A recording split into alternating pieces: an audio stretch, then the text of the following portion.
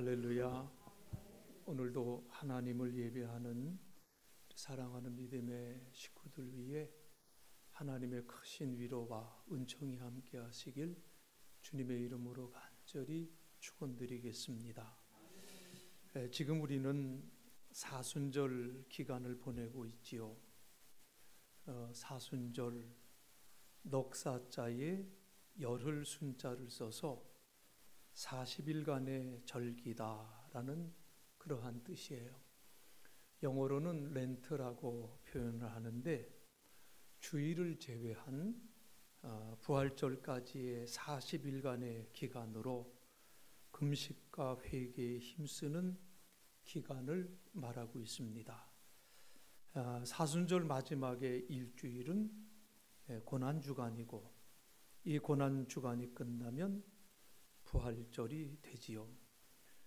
이 기간 동안에 우리가 금식과 회개에 힘쓰면서 가급적이면 모든 생각을 그리스도께 집중하는 그러한 훈련들을 우리가 가져야 될 줄로 믿습니다.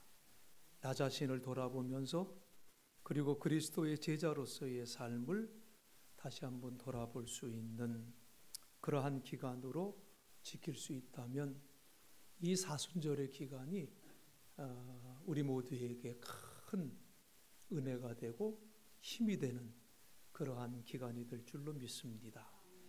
헨리 나우엔이라는 분이 이 사순절에 대한 기도문을 남겼는데 아주 이 기도문이 굉장히 유명해요.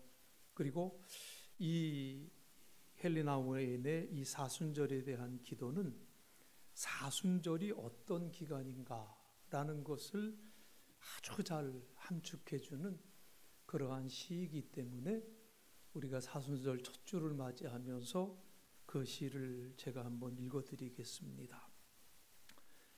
사랑하는 주 예수님, 사순절입니다. 특별한 방식으로 주님과 함께 있는 시간입니다. 기도하는 시간이요, 금식하는 시간이요, 그리하여 예루살렘으로 골고다로 죽음을 이긴 최후 승리의 자리로 주님을 따라 주님의 길로 가는 시간입니다. 저는 아직도 마음이 나뉘어 있습니다.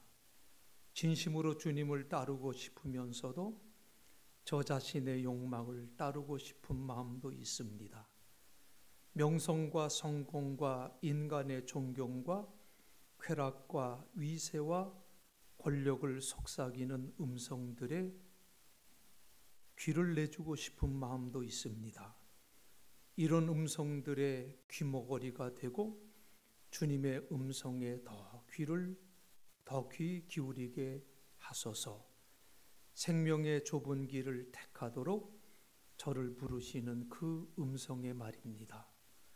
사순절이 제게 아주 힘든 시간임을 압니다. 주님의 길을 선택하는 일은 삶의 순간마다 계속되어야 할 일입니다. 생각도 주님의 생각을 선택하고, 말도 주님의 말을 선택하고, 행동도 주님의 행동을 선택해야 합니다. 선택이 필요 없는 시간이나 장소는 없습니다. 주님을 선택할 때면 제 속에 얼마나 힘든 저항이 있는지 잘 압니다. 주님, 가는 곳마다 순간마다 저와 함께 하소서. 사순절의 계절을 신실하게 살 수 있는 힘과 용기를 주소서. 그리하여 부활절이 올 때 주님이 저를 위해 예비하신 새 생명을 기쁨으로 맛볼 수 있게 하소서. 아멘. 특히 이 기도문 중에 헨리 나우엔이 고백하는 것은 이 사순절은 특별한 방식으로 주님과 함께 있는 시간입니다. 기도하는 시간이요, 금식하는 시간이요, 그리하여 예루살렘으로 골고다로 죽음을 이긴 최후 승리의 자리로 주님을 따라 주님의 길로 가는 시간입니다. 라는 이 구절이 제 마음에 아주 많이 와닿는 그러한 구절이에요. 사순절, 지금은 우리가 주님과 특별한 방법으로 함께 있는 때, 그 시간으로 삼을 수 있는 우리 모두가 되어야 할 줄로 믿습니다. 어떤 사람은 금식으로, 어떤 사람은 기도에 집중함으로, 또 어떤 사람은 성경 읽기로, 아무튼 이 사순절은 평소와는 다른 방법으로 주님에게 우리의 마음을 집중하는 그러한 특별한 기간이라고 하는 것을 꼭 마음에 새기시기를 바랍니다. 주님을 새롭게 만나고 주님과 마음을 나누고 그리고 주님과 사랑을 나누는 소중한 시간이 되었으며 나는 그러한 마음이 가득해요. 그런 의미에서 오늘 우리가 함께 읽은 누가복음 9장 20절로 26절의 말씀은 이 사순절 첫 주를 맞이하는 우리들에게 꼭 필요한 말씀이 아닌가 그런 생각을 갖습니다. 오늘 말씀에서 가장 눈에 들어오는 것은 당연히 23절의 말씀인데, 또 무리에게 이르시되 아무든지 나를 따라오려거든 어떻게 하라고 합니까?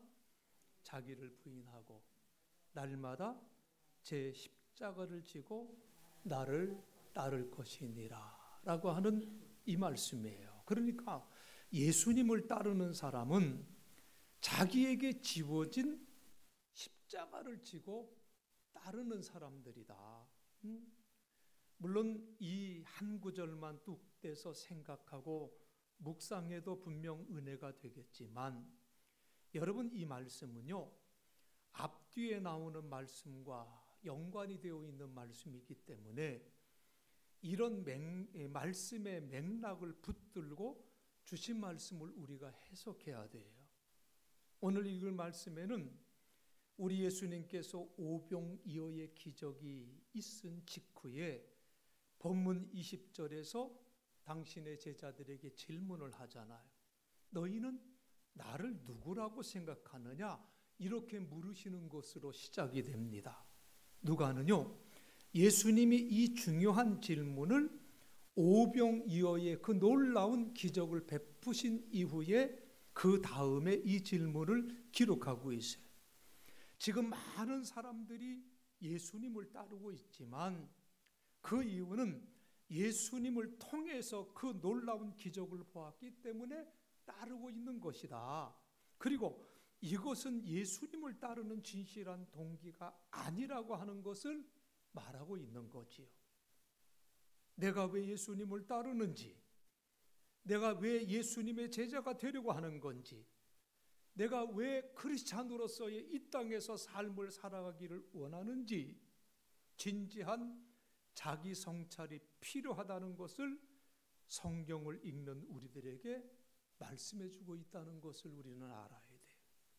저는 누가의 이런 의도가 굉장히 중요하다고 생각이 돼요. 어느 한 사람이 예수님을 믿는 나름대로의 어떤 동기를 가지고 있다면 여러분 그 동기는요 평생 바꾸기 굉장히 힘들어요.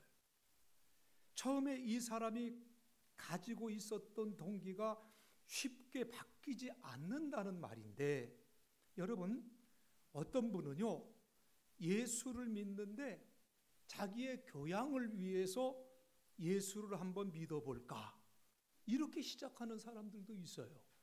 그런데 그렇게 시작한 사람들의 그 마음은 평생 바꾸기가 굉장히 힘들다는 거예요. 사람들과의 교제를 중요하게 생각하고 사교 목적으로 교회를 나오는 사람은 또 그런 태도를 바꾸기가 쉽지 않다는 거예요. 나는 왜 예수님의 제자가 되려고 하는지, 나는 왜 그리스도인으로 살아가려고 하는지 스스로 자신을 진지하게 생각해 봐야 된다는 말씀이에요. 예수님은 자기 제자들에게 본문 20절에서 너희는 나를 누구라고 생각하느냐 이렇게 물으셨어요. 이 질문에 베드로가 20절 후반절에서 하나님의 그리스도이시니이다 라고 대답을 해요. 하나님의 아들 그리스도, 유대 민족이 그토록 기다려왔고 예언자들이 예언했던 그 메시아라고 하는 고백이에요. 지금 누가는 이 베드로의 대답을 오병이어의 기적 다음에 기록을 하고 있습니다. 여러분, 이것이 오늘 우리들에게 무엇을 말씀하고 있을까요? 지금 수많은 사람들이 예수님을 따르고 있지만 그들은 지금 잘못된 동기를 가지고 예수님을 찾고 그들은 잘못된 기대를 갖고 예수님을 쫓아다니고 있다고 하는 그 말씀이에요. 이 상황 속에서 베드로의 이 대답을 통해서 우리가 어떤 동기를 가지고 예수님을 쫓아야 되는가 하는 것을 말씀해 주고 있다는 사실이. 마태복음 16장 17절에 보면 예수님은 베드로의 이 대답을 들으시고 내가 이러한 대답을 한 것은 어떤 사람이 가르쳐 준 것이 아니라 하늘에 계신 내 아버지시니라 라고 말씀하셨다고 기록하고 있고요. 그리고 마태복음 16장 20절에서 이 사실을 누구에게도 이르지 말라고 주님이 말씀을 하시죠.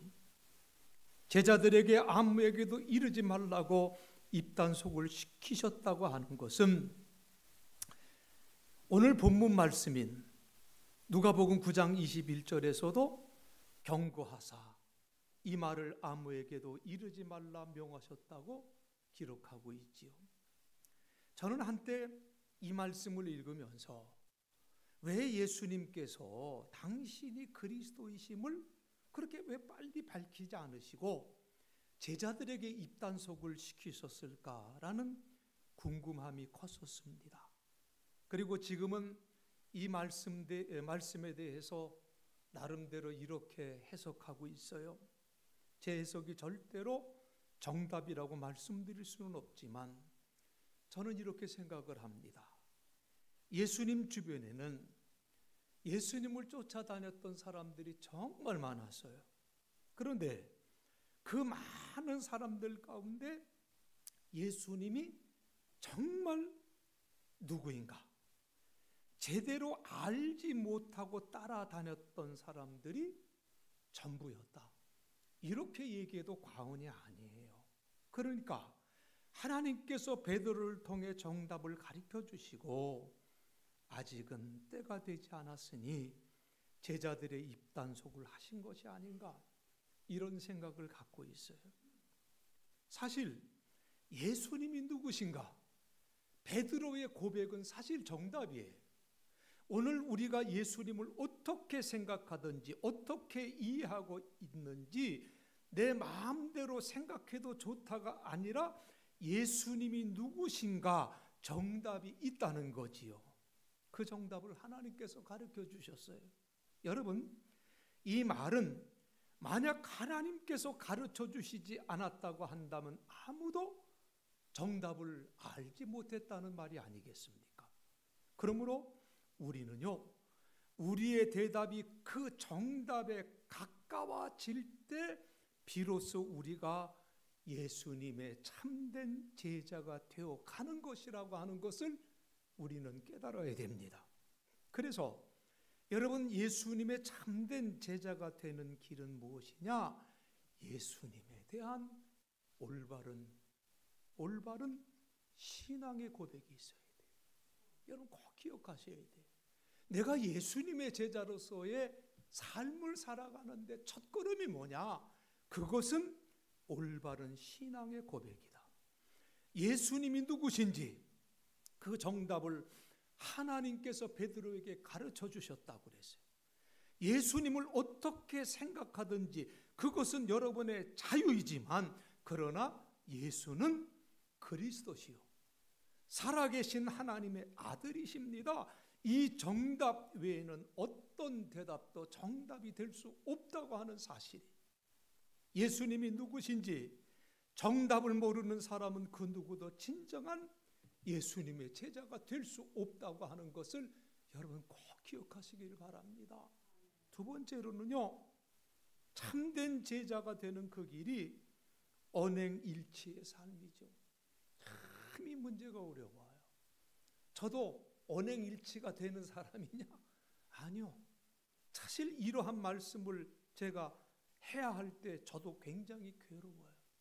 그러나 이 말씀을 외칠 수밖에 없는 것이 우리의 삶이 결국에는 이렇게 살아가야 되기 때문에 언행일치의 삶, 말과 행동이 일치한다는 그 말이죠. 여러분, 우리가 예수님께 드리는 이 고백이 단순히 입으로 그렇게 고백했다고 해서 내가 진실되어지는 것이 아니잖아요. 우리의 고백이 진실된 고백이 되려면 그것이 내 삶으로 증명이 되어져야 그 고백이 진실된 고백이 된다는 거예요. 나는 예수님의 제자이기 때문에 나는 이렇게 산다. 예수가 그리스도시고 살아계신 하나님이시며 그 하나님이 오늘 나와 함께하기 때문에 내가 이렇게 삽니다 라고 증명이 되어져야 되는데, 이 증명이 안 되면 내가 입으로 아무리 많은 말을 한다 할지라도 의미가 없다는 거예요. 저는 성경을 읽다가 어떤 사람에 대한 말씀이 나오면 그 말씀에 매우 흥미롭게 보는 게 있는데요. 성경에 보면 어떤 사람을 소개하면서 그 사람의 이름 앞에 수식어를 붙여서 설명하는 부분들이 간혹 있어요. 예를 들면 브리스길라와 아굴라 부부 같은 사람은 로마서 16장 4절에 보면 바울이 그렇게 수식을 하고 있죠. 그들은 내 목숨을 위하여 자기들의 목까지도 내놓았나니, 이렇게 설명하고 있어요. 이 브리스길라와 아굴라 부부는요, 자기 목숨을 걸고 바울을 살려준 사람이다, 이 말씀이에요. 디모데 같은 사람에게는 어떤 설명이 붙어 있는가 하면 빌립보서 2장 21절로 22절에 보면 그들이 다 자기 일을 구하고 그리스도 예수의 일을 구하지 아니하되 디모데의 연단을 너희가 아나니 자식이 아버지에게 함같이 나와 함께 복음을 위하여 수고하였노라, 이렇게 말씀했어요. 디모데는 다른 사람들과 달리 얼마나 자신이 예수님에게 헌신된 사람인지 그 자신을 증명했다, 이 설명이 있다는 거예요. 그리고 그는 바울과 함께 복음을 전하는 데 헌신한 사람이라고 설명을 하고 있습니다. 바울이 그렇게 평가할 정도로 디모데는 예수님께 깊이 헌신된 사람이에요. 그리고 디모데는 이 사실을 복음 전파에 대한 진실함과 열정으로 증명을 했습니다. 사랑하는 성도 여러분, 우리가 이렇게 살아갈 수 있도록 애쓰고 노력하며 기도해야 될 줄로 믿습니다. 여러분, 우리가 예배 마지막 부분에 성도 간의 인사를 갖기 전에 고백하잖아요. 그 고백이 뭡니까? 예수는 그리스도이십니다. 예수님은 하나님의 아들 그리스도이십니다. 이 고백은 예수님을 향한 나의 올바른 신앙 고백인과 동시에 이 고백은 나의 삶으로 증명되어져야 된다고 하는 고백이다 라는 사실을 여러분 잊지 마시기를 간절히 바랍니다. 나는 예수님을 그리스도로 고백하는 사람이기 때문에 나는 이런 삶을 살아가야 된다는 거예요. 그리고 그것이 삶 속에서 증명이 되어져야 된다는 거예요. 그래야 그 고백이 입으로만의 고백이 아니라 진실한 고백이 될 수 있다는 거지요. 오늘 본문 22절로 23절의 말씀이 이렇게 말하지요. 너희는 나를 하나님의 아들 그리스도라고 고백해야 된다. 나는 많은 고통을 받고 배척을 받았다. 나는 십자가를 졌다. 너희도 자기를 부인하고 날마다 자기 십자가를 지고 나를 따라야 된다. 그래야 진실한 나의 제자가 될 수 있을 것이다 라고 말씀을 하셨어요. 이 말씀의 핵심이 뭡니까? 자기를 부인한다는 말이에요. 자기를 부인한다. 이 말씀을 NLT 성경에 보니까 Turn from your selfish ways라고 표현을 하고 있어요. 그러니까 이기적인 방식에서 벗어나세요. 이기적인 방식에서 돌아서세요. 이게 자기를 부인한다고 하는 말씀이 이렇게 번역이 되고 있어요. 여러분, 사실 모든 사람들은요, 누구나 본질적으로 이기적인 성향들이 있어요. 사람의 본능은 사실은 이기적이에요. 자기에게 좋은 것, 자기에게 유리한 것, 그것만 생각하고 자기에게 좋은 것이 있으면 언제 어디서든지 예스라고 대답을 해.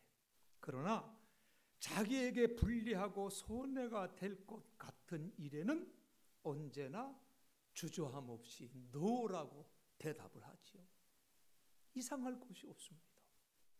여러분, 사람은 원래 그러한 존재예요. 그런데 예수님을 살아계신 하나님의 아들 그리스도라고 고백하는 사람은요, 나에게는 좋은 것인데 남에게 좋지 않은 것으로 나타날 때에는 노라고 대답을 할 수 있어요. 자기에게 유리한데 남에게 불리할 것 같으면 노라고 대답할 수 있는 용기를 갖고 살아가는 사람들이 그리스도인이에요. 현재 가톨릭의 교황인 프란치스코 교황이 2016년도에 멕시코를 방문하던 중에 하나의 돌발 사고가 있었습니다.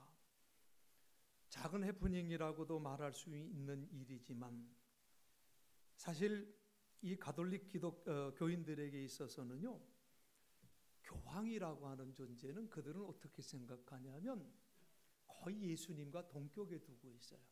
교황이 그 정도로 대단한 존재이기 때문에 교황이 어디를 방문했다 그러면 아주 난리가 납니다. 수많은 사람들이 보려고 모여들고요. 그리고 그들은 교황을 향해 환호하면서 교황의 손을 한번 잡아보기만 한다면 그것은 일생일대의 영광이라고 생각을 하는 게 이 가톨릭 교인들의 성향이에요. 그래서 이 멕시코에서 굉장히 난리가 났다고 그래요. 그때 어떤 일이 있었냐면 어떤 사람이 교황의 이 옷소매를 확 잡아챘대요. 그래서 그 교황이 자기 바로 앞에 있던 장애인에게 넘어지게 됐지요. 아마 그 장애인을 이렇게 축복해 주는 그러한 순서가 있었는데 그걸 잡아챈 거예요. 그때 그 교황이 화를 버럭 냈대. 그 거룩하신 그 존재로 추앙받는 분이 화를 버럭 내면서 넌 넷셀의 에고이스트다라고 외쳤대요. 이게 무슨 말이냐면 Don't be selfish라고 하는 말인데 이기적으로 굴지 마라는, 이기적으로 굴지 마, 이렇게 화를 내면서 소리를 쳤다고 하는 유명한 일화가 있어요. 당신의 그 이기적인 행동 때문에 내 앞에 있는 장애인이 다칠 뻔했다는 거지요. 앞에 있는 사람이 어찌 되었든지 나만 내가 교황의 손을 한번 잡으면 된다고 하는 어찌 보면 사소한 것 같지만 그리스도의 제자는요, 이런 이기적인 행동에서 돌아서야 된다는 거예요.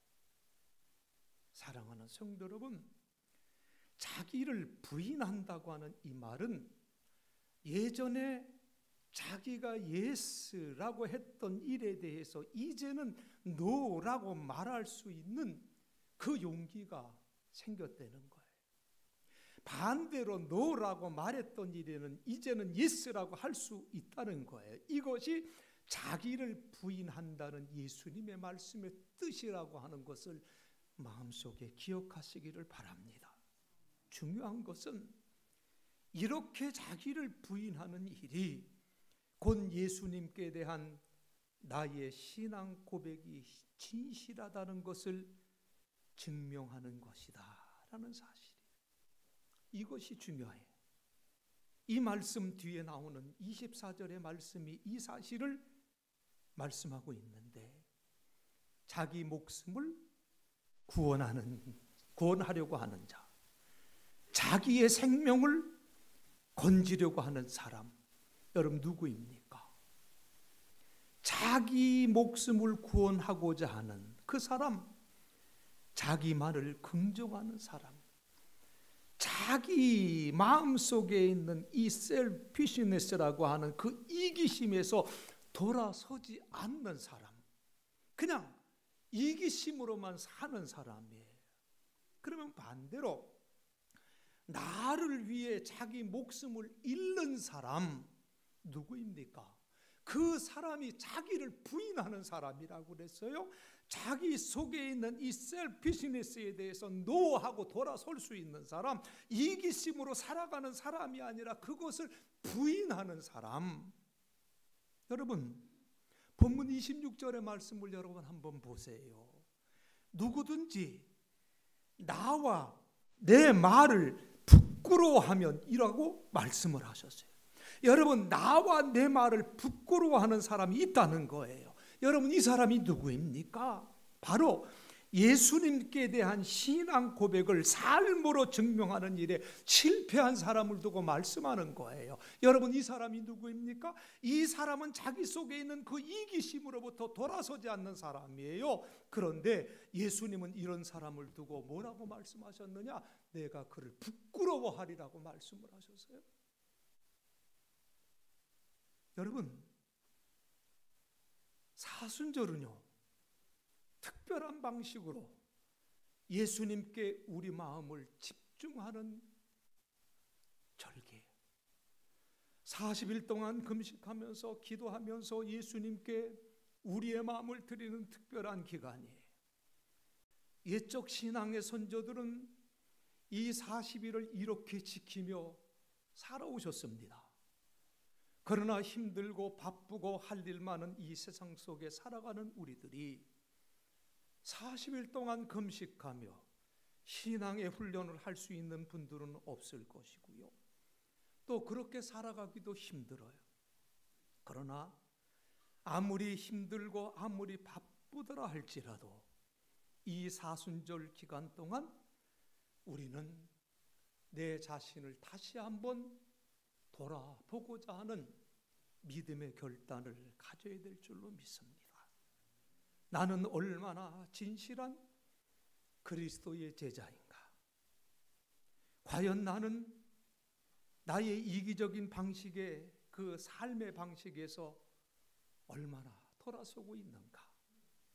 스스로를 물을 수 있는 그 기간으로 삼을 수 있으면 참으로 하나님께서 우리의 삶을 바라보시며 기뻐하실 줄로 믿습니다. 제가 예전에 책을 사러 교보에 갔다가 책 제목이 하도 좀 자극적이라서 하나 사갖고 와서 책을 보다가 제가 많이 좀 충격을 받았던 책이 하나 있는데, 유진 피터슨이라는 분이 어떤 책을 썼냐면 껍데기 목회자는 가라 이렇게 썼어요. 그래서 제목이 그렇게 돼 있어서 야, 도대체 누굴 보고 껍데기라고 그러지? 그래갖고 궁금해서 그 책을 하나 빼갖고 왔는데, 이 책의 원래 제목은 The Unnecessary Pastor예요. 그러니까 필요하지 않은, 불필요한 목회자, 이런 이제 그 제목인데, 아마 저도 거기에 당했는데요. 책 제목은 자극적으로 써야 잘 팔린대요. 그래서 그렇게 제목을 붙인 것 같은데, 저는 이 책을 읽다가 그런 생각을 했어요. unnecessary pastor 그러면 unnecessary 크리스찬도 나와야 되지 않나? 이런 생각도 해봤는데요. 이 책의 중심 내용이 이래요. 제가 충격을 받았던 게 뭐냐면, 교회를 열심히 돌보는 목회자, 좋은 목회자예요, 나쁜 목회자예요? 좋은 목회자. 설교를 열심히 준비하는 목회자, 좋은 목회자예요, 나쁜 목회자예요? 좋은 목회자. 상담도 열심히 해주고 기도도 열심히 해주는 목회자, 어떤 목회자? 좋은 목회자. 성경도 열심히 잘 가르치고 애쓰는 목회자, 어떤 목회자예요? 응? 그런데 유진 피터슨이 껍데기래요. 기가 막히더라고요. 할 정도로 이상했어요. 왜?